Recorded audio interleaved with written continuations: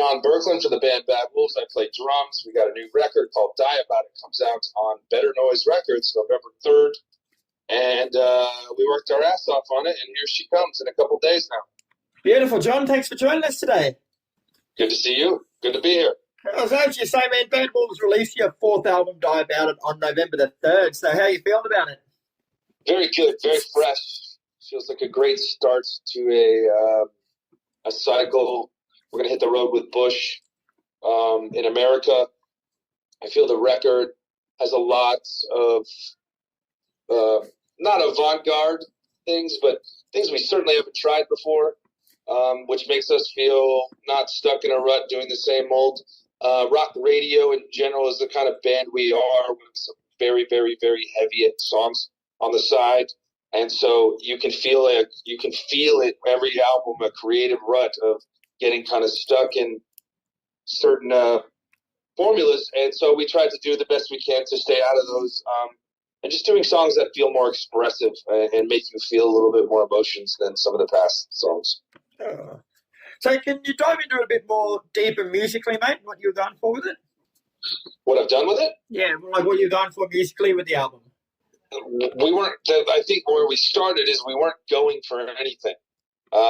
We dropped any ideas of, well, this worked in the past, let's do that. Sometimes we did that. Sometimes, oh, a song like this did really good, let's try and do something like that. I think some of the first songs we wrote for this album were musically were Die About It, the song NDA, which, you know, in the end has a 2-minute saxophone solo, stuff like that, which is just stuff we had never tried before. And Doc was a big part of, he came in. Normally I start by myself or with Max as a guitar player, but Doc came in and he wanted to start from the beginning. And he said, I'm here to disrupt your process. Doc is here to make sure that we don't go down the same roads and stuff like that. So that helped a lot too. We weren't shooting for anything in particular, but not focusing on our past was a goal of ours. So you've released the singles Legends, Never Die, Bad Friend, and Die About It. So would you say overall they're a good sonic representation of what to expect? Legends feels like an outlier on the album. There's not a song on it. There's not another song like that on the album, which is, to me, if anything, is all one big vocal song. It's like a big vocal hook, you know? I feel like that could have been a Post Malone song or something. You know? That's a very, it almost has like a modern pop chorus, you know, stuff like that. But songs like Bad Friend and Die About It are very representative of kind of the rest of the record. And you sort of touched on this, mate, but the press release says that the band pushed the boundaries of their soundscape in pursuit of a new sonic dimension. Would you agree with that statement? Yeah. Like I said, like a 2-minute saxophone solo on one song. Certainly rapping on Die About It. A song that's about the fear of getting old and fear of dying, Hungry for Life. To me, that's sonically, there's nothing we've ever done that sounds like that. It almost sounds like a safari song, a jungle song. We've definitely pushed things, and we found new ground on this record more so than anything else we've done before, for sure. Die About It, of course, follows 2021's Dear Monsters, which was a massive success, mate. So did that put any extra pressure on you going into this one, the fact the last one was so well received? No. We felt the least amount of pressure on this album. Dear Monsters, we felt a lot of pressure due to a member change. I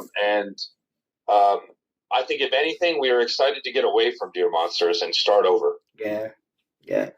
Now, you sort of touched on this, mate, but I want to go into it a bit deeper. Like, how is it tempting to recycle that winning formula when you get it on an album like that? Like, kind of like I was mentioning before, you can get stuck in the cycle of things that work. Yeah. Radio, there's radio analysis people, you know, well, this won't work at radio, and we are, in fact, a radio band, so we need to deliver something that is palatable at radio. And yes, it is very difficult to navigate that and feel respected, feel your ego's respected, like with like what you want to creatively accomplish, and also please other people. And at the end of the day, it's not an easy task. And we did less of that on this record. We stopped thinking about radio and started thinking with our hearts more. Yeah. So would you say overall that there's a central theme or a message to Die About It? Yeah, it's a message to complainers about this band or people. It's like, there's been waves of negativity about this band online or whatever. It's a message just like, if you're going to cry about it, die about it. Like, get the fuck out of my face. Don't waste your breath trying to take us down because we're not giving up and we're just moving forward, Yeah. So the album was co-produced by two band members, yourself and Daniel. So what are some of the advantages and disadvantages of keeping something like that in-house? Well, it was also produced by Josh Gilbert. Advantages, I mean, this isn't the 80s. It's not like there's only a handful of people that understand, how to work a board. We don't even use boards anymore, really, but how to work all the engineering aspects of it. Most people know how to do those things. So it's kind of like the advantages is like you can cut corners and just do things yourself. If you have a passion for it, then you can actually really make some cool tones. Disadvantages is, you're kind of talking to yourself in the mirror, like you're getting back what you're putting out, and you're not getting that outside perspective, which is what we use Josh Gilbert for. Josh is great at saying, let's do this, let's do that, let's try this, let's try that, But me and DL could do that all day long.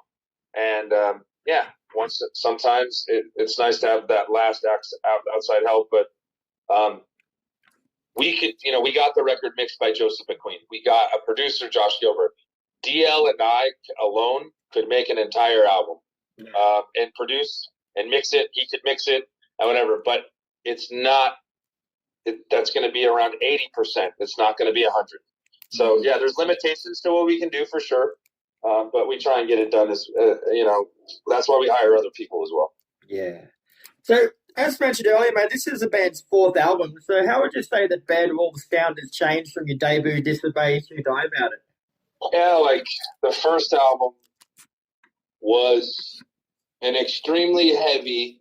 The goal of the first album for me was to write an extremely heavy record with little to no screaming. I think there is screaming on the record, but it's far more experimental. It's like it's a heavy metal gent record that had a cover song on it, and then one song that went to, Hear Me Now is a song I wrote way before that. So once Zombie went off, they're like, we need more radio. So then Hear Me Now was on there. And then the song, Remember When. Those got added at the end of the album recordings to ensure that we had songs that we could follow up later with. Because once Zombie went huge, we knew the direction that we were headed. And then, when you have success that big, there's a lot of pressures. So the second record was a much more blend of rock and metal, whereas the first record was metal. And then the other songs just fell off a ledge, and then it was like two different bands. So then we just consistently, as the next two records, got better at blending the heavy to make the heavy and the rock side of the bands. Mm-hmm. And you guys have just recently come off tour with Asking Alexandria and the Who, mate. So how was that? Oh, we unfortunately had to pull off of that tour. Oh, did you? Yeah, like a little bit right before. For a bunch of reasons, but not really worth totally getting into. But it ended up being a problem with our tour bus. Yeah. So, amongst other things, it was a pain in the ass. Yeah, well, in better news, though, you are heading out with Bush in November, mate. That should be a cracker of a tour. Absolutely. I heard Gavin's a metalhead, too, so I'm excited to maybe have a couple conversations with him about heavy metal. You know what I mean? And, I mean, I'm the age of, when Bush arrived in America, on the radios, that was in the mid-'90s. That was my prime. That was when I was discovering music, all that stuff. So it'll be exciting to tour with them, watch the hits get played, all that stuff. Yeah, and any plans to bring it this side of the world? Well, we're trying. We were just talking about that this morning. So if you hang tight, we'll see. We're trying to get to Australia, Europe, and we want to make this whole record cycle like get the international, land internationally everywhere we can. You know. Yeah. All right, John. Well, thanks very much for your time today, mate. Day About It comes out on November the 3rd. So best of luck with everything, mate, and we'll talk soon. All right. Thank you.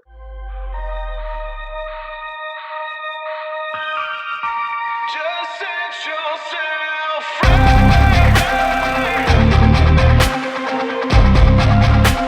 Set yourself free.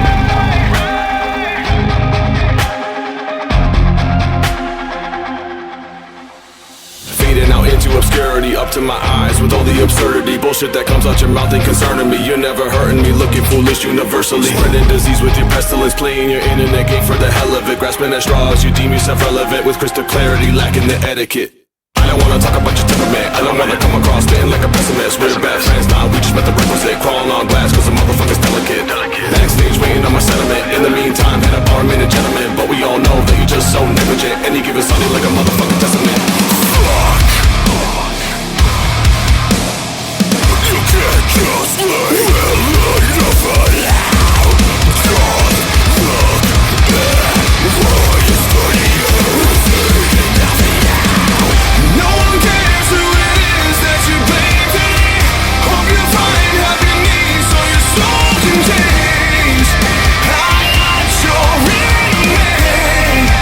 Just set yourself free. Flashback cause I need another minute and the devil's on my back. Cocksucker can't just let it go. Always crying but you credit but you have none. Even if you spend a lot to get it. Oh, like a hate for collision with the days for division. So it seems like a mission. So watch a grown man cry by the trying tough guy by the motherfucker die by it.